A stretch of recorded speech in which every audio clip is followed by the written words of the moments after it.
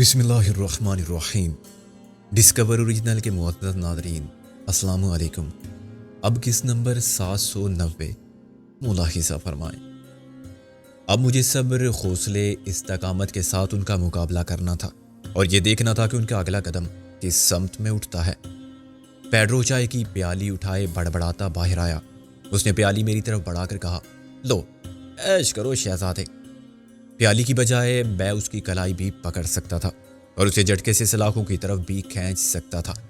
اس کا ایک بازو سلاخوں کے اندر ہوتا اور وہ خود باہر، تو میرے لیے اس کے بازو کو جسم سے الگ کرنا بھی ممکن تھا اور اس کی گردن توڑنا بھی، مگر اس سے مجھے کوئی فائدہ نہ ہوتا۔ الٹا نقصان یہ ہو سکتا تھا کہ دلاور مشتعل ہو کے مجھے گولی مار دے۔ پیڈرو نے ایک فحش اشارہ کرتے ہوئے کہا، یار تم سچ مچ عورت ہوتے نا تو اس کی باقی بات کا اندازہ کیا جا سکتا ہے۔ وہ دلاور کا قابل فخر ماتحت تھا اور اتنا ہی شفاق، اتنا ہی پرفریب اور عیار تھا، اتنا ہی اچھا اداکار، اس کی توقعات پر ہمیشہ پورا اترنے والا، بھروسے کے قابل اور وفادار۔ فرق صرف مثبت اور منفی سوچ کا تھا، ورنہ میں اور محسن یا غالب بھی ایک دوسرے کے ایسے ہی قابل اعتماد ساتھی تھے۔ اس وقت بھی پیڈرو اپنے مالک انداتا چودھری دلاور کی ہدایات کے عین مطابق اپنا یہ کردار نبھا رہا تھا، اور یہ سمجھتے ہوئے بھی کہ حلیے نام کی تبدیلی سے وہ مجھے دھوکہ نہیں دے سکتا۔ وہ اپنا کام بڑی دل جمی سے کر رہا تھا۔ چائے ان حالات میں ایک نعمت غیر مرتکبہ ثابت ہوئی۔ میں نے خود کو خاصا تازہ دم محسوس کیا اور میں دیوار سے پیٹھ لگائے بیٹھ گیا۔ ابھی تک مجھ پر دلاور کے عزائم واضح نہیں ہوئے تھے۔ یہ ڈرامہ بچگانہ بلکہ احمقانہ تھا، اور دلاور احمق بہرحال نہیں تھا کہ سوچے سمجھے بغیر کوئی ایسا کام کرے جس میں وقت ضائع ہو لیکن حاصل کچھ نہ ہو۔ واہ واہ کرانے کے بعد مجھے پولیس کے حوالے کر سکتا تھا۔ یہ سب سے آسان کام تھا۔ پولیس کو شاید درجن بھر مقدمات کے سلسلے میں میری تلاش تھی، اور ان میں سے نصف مقدمات انتہائی سنگین نوعیت کے تھے جن میں میری ضمانت بھی نہیں ہو سکتی تھی۔ 2 مقدمات قتل کے تھے جن میں مفرور مجرم کی حیثیت سے مجھے زندہ یا مردہ گرفتار کرنے یا میری گرفتاری کے کار خیر میں معاون ثابت ہونے والے کے لیے نقد 50,000 روپے کا انعام تھا۔ دلاور کے لیے نہ صحیح، پیڈرو جیسے لوگوں کے لیے یہ بڑی رقم تھی، اور قانونی طریقے سے مجھے ٹھکانے لگا کہ وہ بہت سے مسائل سے نجات حاصل کر سکتے تھے جو میں نے پیدا کر رکھے تھے۔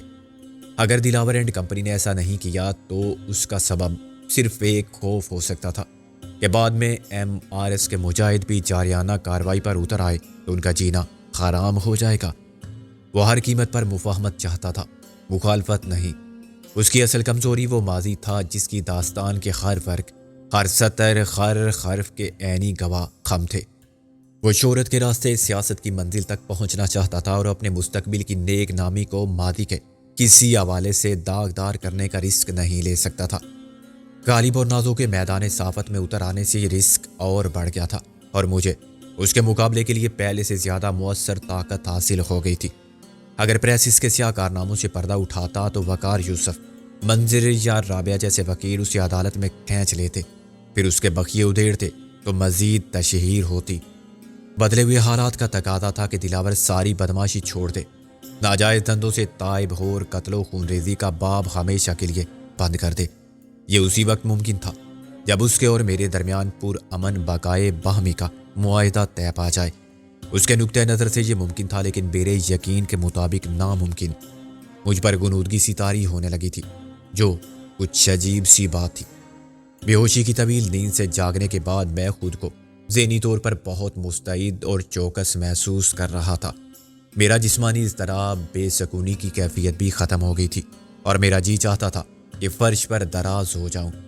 شاید مجھے چائے میں پھر خواب آور دوا دی گئی ہوگی۔ میں نے بند ہوتی آنکھوں کو بڑی مشکل سے وا کیا اور سر گھما کے چک والے کمرے میں سے اس عورت کو برآمد ہوتے دیکھا جو رابعہ بن کے آئی تھی۔ برآمدے میں لگے ہوئے بلب کی روشنی میں وہ مجھے بالکل رابعہ لگی۔ اس کا لباس بھی بالکل رابعہ کے لباس جیسا تھا۔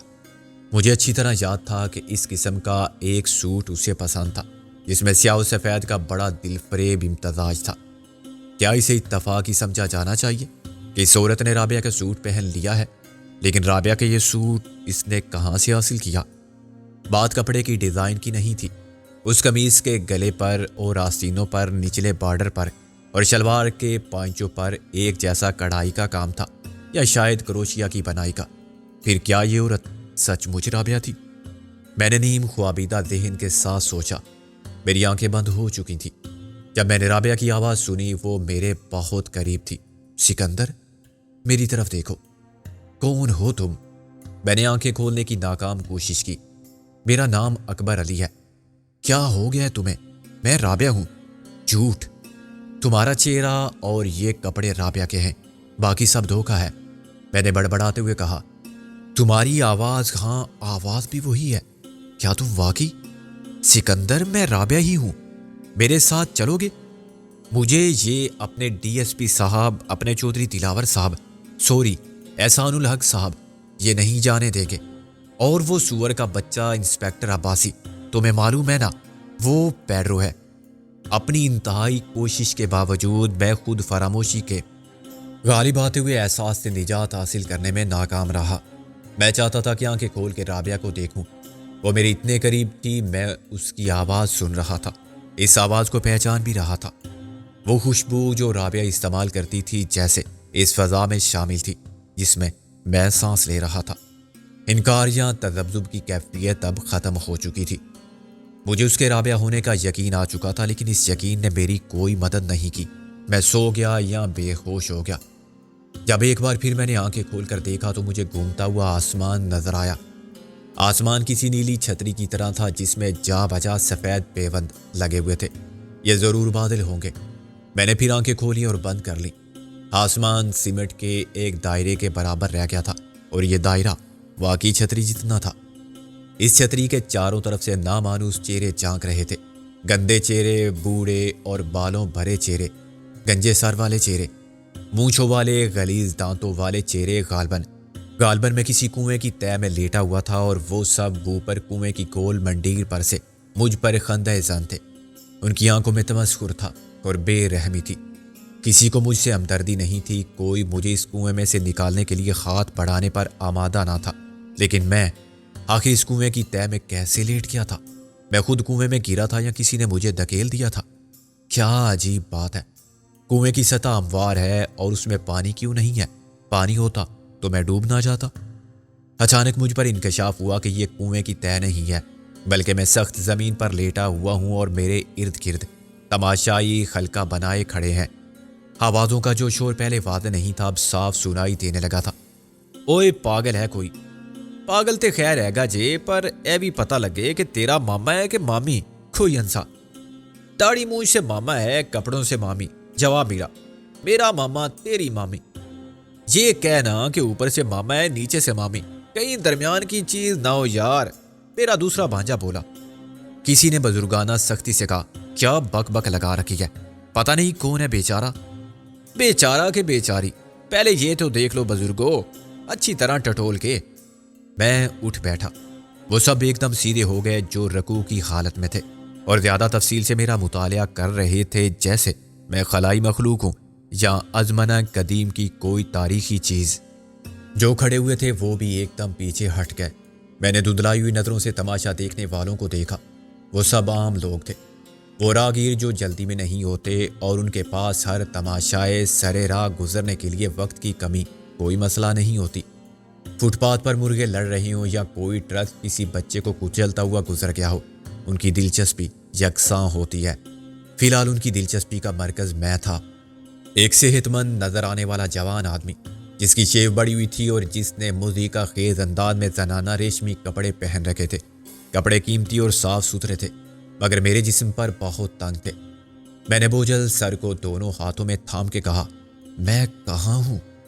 کچھ لوگ میرے سوال پر ہنسے۔ کسی دوسری دنیا سے آیا ہے بندہ۔ کھچڑی داڑھی اور صافے والا ایک شخص گھٹنوں کے بل میرے پاس بیٹھ گیا۔ کون ہے تو پتر؟ کیا نام ہے تیرا؟ میں نے بے خیالی میں کہا، اکبر علی۔ نہیں، سکندر۔ میرے ناخلف بانجے پھر ہنسے۔ کس کی یاداشت گم ہو گئی ہے چاچا؟ جیسے تمہاری بھوری بھینس گم ہو گئی تھی، پھر تھانے سے ملی تھی۔ ایک اور شخص میرا ہمدرد ثابت ہوا۔ چلو پھٹو ادھر سے، فضول گلا ہی گلا، کرنا کرانا کچھ نہیں، سارا دن مستی۔ اوے چل یار، ادھر تو بڑی گرما گرمی ہے۔ میری جنس کے بارے میں سوال جواب کرنے والے کھسک لیے۔ کوئی ٹھکانہ ہے تمہارا؟ دوسرا شخص بھی میرے پاس بیٹھ گیا۔ تم کو ادھر پہلے کبھی نہیں دیکھا، ماں پیو بہن بھائی کہاں ہیں؟ میں اب سنبھل گیا تھا۔ میں سب بتا دوں گا، پہلے مجھے یہاں سے نکالیں، میں بڑی مصیبت میں پڑ گیا تھا۔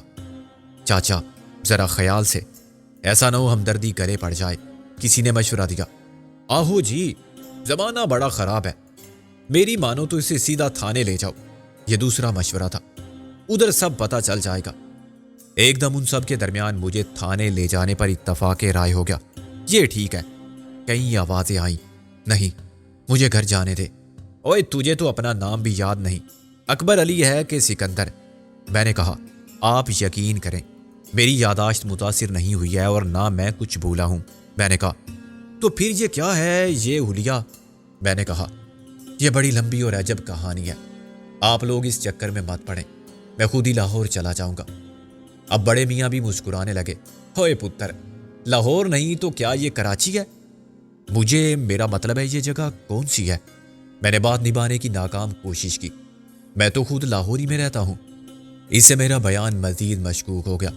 لاہور میں رہتا ہے بندہ اور کہتا ہے لاہور جانا ہے؟ اوے یار جلا ہے کوئی؟ جلا نہیں جی، گلاں ٹھیک ٹھاک کرتا ہے، یہ کوئی اور ہی چکر ہے۔ اس سے پوچھے چاچا جی کہ آج دن کیا ہے، تاریخ کیا ہے، ابھی پتہ چل جائے گا کہ پاگل بن رہا ہے یا۔ اس بات نے مجھے نروس کر دیا۔ بھائی صاحب آپ کیا سمجھتے ہیں؟ چھوڑ اسے کہ میں کیا سمجھتا ہوں، بتا آج سوموار ہے کہ منگل؟ میں بری طرح پھنس گیا تھا۔ یہی ایک سوال ایسا تھا جس کا جواب میں نہیں دے سکتا تھا۔ میں خود نہیں جانتا تھا کہ وقار یوسف کے گھر سے اغوا ہونے کے بعد اس تماش گاہ تک میں نے رسوائی کا یہ سفر کتنے عرصے میں طے کیا۔ اگر میں کہتا کہ مجھے معلوم نہیں تو خود ثبوت فراہم کر دیتا کہ میں دیوانہ ہوں۔ اس سے بہتر تھا کہ میں چانس پر جوا کھیلوں اور اندھیرے میں تیر چلا دوں۔ میں نے کہا سوموار، یہ بھی کوئی پوچھنے کی بات ہے؟ ایک دم سوالیہ چہرے کہکا بار ہو گئے۔ کسی نے کہا ہوئے پاگل دے پتر، آج تو جمعرات ہے۔ مجھ سے سوال پوچھنے والا بہت کائیاں تھا، اس نے مجھے 50-50 کا چانس نہیں دیا تھا۔ میرا جواب 100% غلط ہو گیا تھا۔ دیکھیں آپ لوگ غلط سمجھ رہے ہیں، وہ بات کچھ ایسی ہے۔ میں نے ہجوم کے جارحانہ تیور دیکھتے ہوئے دفاعی انداز اختیار کیا۔ تاریخ پتہ ہے؟ میں نے بے بسی سے سوال کرنے والے کو دیکھا۔ سوئم والے دن تو 12 تاریخ تھی۔ کس کا سوئم؟ کون مر گیا تیرا؟ شاید اسی صدمے کا اثر ہے۔ او نہیں جی، مکر کر رہا ہے، پاگل نہیں تو پھر نشے باز ہے یا انڈین جاسوس۔ صورتحال ایک دم خطرناک ہو گئی تھی۔ میں دن اور تاریخ بتا دیتا تو اپنا اعتبار قائم کر لیتا اور شاید کوئی ہمدرد دل رکھنے والا میری وضاحت بھی قبول کر لیتا، مگر اب رائے عامہ مجھے تھانے پہنچانے کے حق میں تھی اور میرے گرد ہجوم نے اپنا خلقہ تنگ کر لیا تھا۔ پہلے میں نے سوچا کہ ایک جس لگاؤں اور 2-4 کو گرا کے نکل بھاگوں، مگر اس میں خطرہ یہ تھا کہ ہجوم میرا تعاقب کرتا اور میرے پیچھے شور مچاتے ہوئے دوڑنے والے جب پکڑو پکڑو چلاتے تو آگے والے بھی میرا راستہ روکتے۔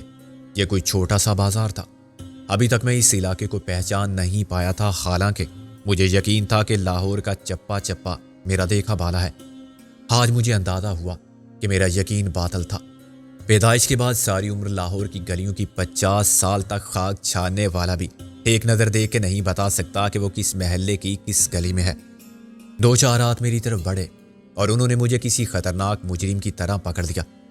ذلت اور رسوائی کے اس تماشے میں جہاں میرے لیے ذہنی اذیت تھی، وہاں اطمینان کا ایک پہلو بھی تھا کہ ابھی تک مجھے کسی نے پہچانا نہیں اور مجمع دیکھ کے کوئی پولیس والا ادھر نہیں آیا۔ میں نے نرمی سے کہا بھائی صاحب میں بھاگ نہیں رہا ہوں، آپ مجھے تھانے لے جانا چاہتے ہیں تو شوق سے لے چلیں، لیکن میرے ساتھ ایسے مجھے مت پکڑیں۔ کسی نے مجھے پیچھے سے دھکیلا، چل لاگے ہو، باتیں مت کر زیادہ۔ سب سے بڑا خطرہ انڈین جاسوس قرار دیے جانے کی صورت میں پیدا ہو سکتا تھا۔ جنگ ابھی ختم ہوئی تھی اور ہندوستان کے خلاف نفرت کے جذبات انتہا پر تھے۔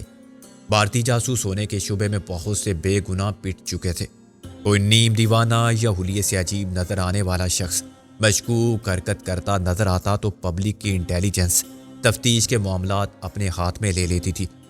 مجھے ڈر تھا کہ اچانک کسی جیالے کا جذبہ حب الوطنی جوش میں آ گیا اور اس نے جلد بازی سے کام لیتے ہوئے میرے بھارتی جاسوس ہونے کا اعلان کر دیا تو عوامی جذبات ایک دم بھڑک اٹھیں گے۔ ہجوم کے صرف جذبات ہوتے ہیں، عقل صرف ان کے پاس ہوتی ہے جو ان جذبات سے کھیلتے ہیں۔ میں نے سخت لہجے میں کہا، میرے حلیے پر مت جاؤ۔ پیچھے سے کسی نے میرے ہاتھ مار دیا۔ اور کیا صورت پر جائیں تیری؟ میں نے دھاڑ کے کہا، پولیس اسٹیشن چلو، پھر معلوم ہو جائے گا کہ میں کون ہوں۔ لیکن اب لوگوں کا موڈ بدل چکا تھا۔ وہ وقت جب میں اسی شہر کے معتبر حوالوں سے رائے عامہ کو ہموار کر سکتا تھا، بے مقصد باتوں میں ضائع ہو گیا تھا۔ اب کوئی دلیل یا حوالہ میرے کام نہیں آ سکتا تھا۔ زیادہ خرابی میرے حلیے نے پیدا کر دی تھی۔ اگر میں پھٹے پرانے کپڑوں میں ہوتا لیکن وہ مردانہ کپڑے ہوتے تو تماشا نہ بنتا۔ یہ سمجھا جاتا کہ میں کوئی غریب آدمی ہوں جو بیماری یا فاقے کے باعث سڑک پر گر کے بے ہوش ہو گیا تھا۔ لیکن ان لوگوں نے مجھے جس حالت میں دیکھا تھا وہ شک پیدا کرنے والی تھی۔ میرے دھاڑنے کو الٹا اثر ہوا۔ واہ جی، ہم پر ہی گرمی کھاتا ہے، ابھی پاگل کتے کی طرح کاٹ لے گا، 2 ہاتھ اور مارو کس کے، کسی نے مشورہ دیا۔ اب میرے لیے اس کے سوا چارہ نہ رہا کہ میں مارنے والوں کی ایسی تیسی کر کے جائے واردات سے فرار ہو جاؤں۔ یہ میرے لیے کوئی مشکل کام نہیں تھا۔ چند سیکنڈ میں دائیں بائیں والے اوپر نیچے ہو گئے۔ میں نے ہر طرف ہاتھ پیر چلائے اور یہ نہیں دیکھا کہ کس کو کہاں لگی۔ کچھ تو وہیں لمبے لیٹ گئے، 2 پیٹ پکڑ کے دورے ہو گئے، باقی چلاتے ہوئے بھاگے۔ میں نے میدان صاف دیکھا تو بے تحاشا بھاگا۔ نہ جانے کس نے چلا کے کہا، دیکھا میں نے کہا تھا نا، بھارتی جاسوس ہے، انڈین کمانڈو ہے۔ کوئی اور چلایا، خبردار اس کے پاس پستول ہوگا، دستی بم پھینک دے گا۔ دوسرے شور مچانے والے زیادہ تھے، مگر کچھ واقعی جی دار لوگ تھے جو میرے تعاقب میں دوڑتے چلے آ رہے تھے اور پکڑو پکڑو بھی چلا رہے تھے۔ یہ ریس کب کہاں ختم ہوگی، اس کا انحصار میری کوشش سے زیادہ تقدیر پر موجود تھا۔ مجھے راستہ صاف ملتا، میں کسی بند گلی میں داخل نہ ہوتا، ٹھوکر کھا کے نہ گرتا یا کسی سے ٹکرا کے نہ رکتا تو شاید 1 کلومیٹر دوڑ سکتا تھا۔ لیکن یہ بھی ہو سکتا تھا کہ تعاقب کرنے والوں میں کوئی میراتھن ریس کی دوڑ میں حصہ لینے والا شامل ہو۔ اس سے میں کسی طرح بھی نہیں بچ سکتا تھا، کیونکہ وہ بڑی مستقل مزاجی سے دوڑے گا اور اس کا سٹیمنا بھی میرے مقابل میں بہت زیادہ ہوگا۔ عام لوگوں کا حال تو چند منٹ بعد مجھ سے بھی برا ہوگا۔ میں خود آؤٹ آف پریکٹس تھا، ورنہ 3-4 کلومیٹر کی دوڑ ایک زمانے میں معمول کی بات تھی اور میں ہر صبح جاگنگ کرتا تھا۔ اس وقت سب سے زیادہ پریشانی لباس کی وجہ سے ہو رہی تھی۔ جاگنگ سوٹ میں شاید میری کارکردگی بہت بہتر ہوتی، لیکن تنگ اور چھوٹے زنانہ شلوار قمیص میں دوڑنا مشکل کام بھی تھا اور شرمناک بھی۔ میں پیچھے دیکھے بغیر بھاگتا گیا اور گلیوں سے گزرتے ہوئے راہ میں خائل ہونے والے ہر شخص کو دھکا دے کر گراتا گیا۔ میری خواہش تھی کہ کوئی ٹیکسی آ جائے تو میں سامنے جا کے اسے روک لوں اور زبردستی اس میں بیٹھ کے ڈرائیور کو چلنے پر مجبور کر دوں۔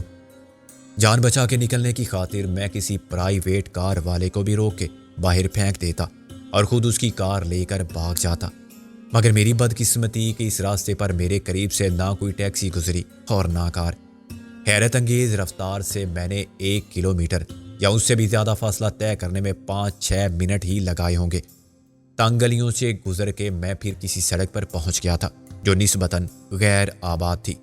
مجھے امید تھی کہ تعاقب کرنے والے پیچھے رہ گئے ہوں گے، تھک ہار کے بیٹھ گئے ہوں گے یا اس فضول تعاقب سے اکتا کے لوٹ گئے ہوں گے۔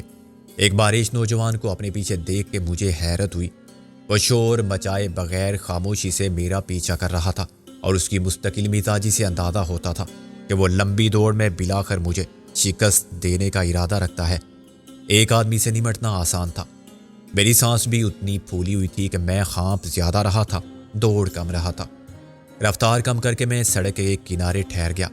حزم و استقلال کا پیکر مولوی جیسے ہی مجھے پکڑنے کے لیے حملہ آور ہوا، میں نے اس کی ایک کلائی پکڑ لی اور اسے ایک جھٹکا دے کر پہلے اپنی طرف کھینچا، پھر میں خود گھوم گیا اور مولوی نے اوئے اوئے کرتے ہوئے نصف دائرے میں رسی سے بندھ ہوئے پتھر کی طرح چکر کاٹا۔ پھر میں نے اسے چھوڑ دیا۔ وہ خط مستقیم میں گیا اور ایک پرانے دروازے سے ٹکرایا جس کے سامنے ٹاٹ کا پردہ لہرا رہا تھا۔ کواڑ شاید پہلے ہی کھلے ہوئے تھے۔ ایک دھماکے کے ساتھ میں نے اسے اندر جاتے دیکھا، لیکن پھر میری توجہ ایک گاڑی کی طرف ہو گئی جو بریک لگا کے میرے پیچھے آ گئی تھی۔ اس کے بعد جو کچھ ہوا وہ کسی دیوانے کے خواب کا حصہ تھا یا کسی بے سروپا کامیڈی فلم کا سین۔ سڑک کی دوسری جانب سے 2 پولیس والے میری طرف لپکے۔ ان میں سے ایک ٹریفک والا تھا اور دوسرا عام وردی میں کوئی کانسٹیبل جو اس کے ساتھ گپ شپ میں مصروف تھا۔ موزی کا خیز زوریے میں ایک عورت نما مرد کو دوڑتا دیکھ کر وہ پہلے ہی متوجہ ہو گئے تھے۔ مولوی کے ساتھ میری ہاتھا پائی بھی انہوں نے دیکھی۔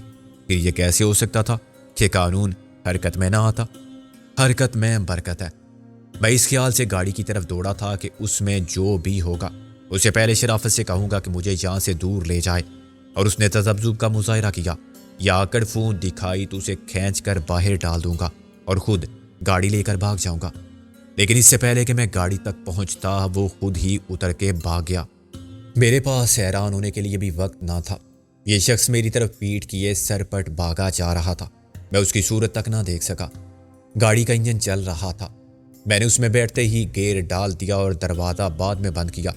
گاڑی تھوڑا سا لہرائی اور پھر ایک جس لگا کے آگے بڑھی۔ قانون کے دونوں محافظ چھلانگ بار کے ایک طرف نہ ہوتے تو ایک ساتھ اس دنیا سے رخصت ہو جاتے۔ عین اسی وقت میری نگاہ اسی ٹاٹ کے پردے والے دروازے کی طرف گئی جس سے گزر کے مولوی کسی اجنبی گھر میں داخل ہو گیا تھا۔ کوئی پہلوان ٹائپ شخص مولوی کو واپس باہر پھینک چکا تھا اور اب اس کے سینے پر سوار تھا۔ خطرے کی حدود سے باہر جاتے ہی مجھے زبردست شاک لگا۔ ابھی تک میں نے گاڑی کی طرف دھیان ہی نہیں دیا تھا۔ مجھے ایک کار یا ٹیکسی کی ضرورت تھی جو میرے پاس آ گئی تھی۔ اس کے مالک نے کیسے اندازہ کر لیا کہ میں کار چھین سکتا ہوں اور وہ کیوں بھاگ کھڑا ہوا تھا؟ یہ سوچنے کی فرصت کی سے تھی۔ اب میں نے گاڑی کو دیکھا تو بے اختیار میرے پاؤں بریک پر جم گئے۔ گاڑی رک گئی اور میں نے اسے اندر باہر سے دیکھا۔ مزید تصدیق کے لیے میں نیچے اترا اور گاڑی کا نمبر چیک کیا۔ یہ وقار یوسف کی وہی گاڑی تھی جس میں مجھے اغوا کیا گیا تھا۔ میری عقل خبت ہونے لگی۔ اسٹیئرنگ پر سر رکھ کر میں نے سوچا، یہ سب آخر کیا ہے؟ حقیقت میں تو ایسا نہیں ہوتا۔ ضرور میں خواب دیکھ رہا ہوں، لیکن میرے کپڑے میرے جسم پر زنانہ کپڑے تھے۔ لیکن جو کپڑے پہن کے میں روانہ ہوا تھا وہ بڑے سلیقے سے طے کیے ہوئے ساتھ والی سیٹ پر رکھے ہوئے تھے۔ یا مظہر العجائب، یہ کوئی طلسم ہوش شربہ ہے یا قصہ سوتے جاگتے کا ہے؟ کیا میں کسی جادو نگری میں آ گیا ہوں؟ یا کارخانہ قدرت اور نظام کائنات میں کوئی چیز کسی نظم و ضبط کے قاعدے، اسبابوں اور عقل یا دلیل کی تابع نہیں رہی؟ میرے ساتھ جو کچھ بھی ہو رہا ہے، کیوں، کیسے ہو رہا ہے؟ یہ واقعی ہو رہا ہے یا میں کسی ٹرانس میں، نشے یا خواب کی کیفیت میں دیکھ رہا ہوں؟ مگر حقیقت سمجھ کے قبول بھی کر رہا ہوں اور اسی کیفیت میں واقعات کا منطقی تجزیہ کرنے کی کوشش میں بھی مصروف ہوں۔ ہیں خواب میں ہنوز جو جاگے تھے خواب میں۔ حالات و واقعات کا ایک گورکھ دندہ تھا جس میں ہر لمحہ ایک نیا سوال، ایک نئی الجھن اور دماغ خراب کرنے والی نئی صورتحال کو سامنے لاتا تھا۔ مجھے اب واقعات کے اس سلسلہ ناممکنات سے خوف آنے لگا تھا۔ پتہ نہیں اس کے بعد کیا ہو جائے گا۔ اچانک مجھے نظر آئے گا کہ ساتھ والی سیٹ پر رابعہ بیٹھی ہوئی ہے۔ میں نے خالی سیٹ کو دیکھا اور وہاں کسی کو نہ پا کے سکون کا سانس لیا۔ کسے خبر کہ اگلے روڈ پر کیا ہونے والا ہے؟ آخر میں کیسے اس سوالات سے نکل کر اس سڑک پر پہنچ گیا؟ کون تھا جو وقار یوسف کی کار میں میرا تعاقب کرتا رہا اور موقع پاتے ہی گاڑی میرے تصرف میں چھوڑ کے بھاگ گیا؟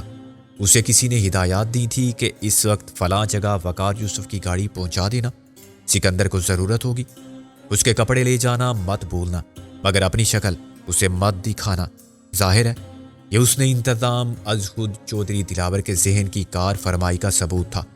مگر سوال وہی تھا کہ کیوں؟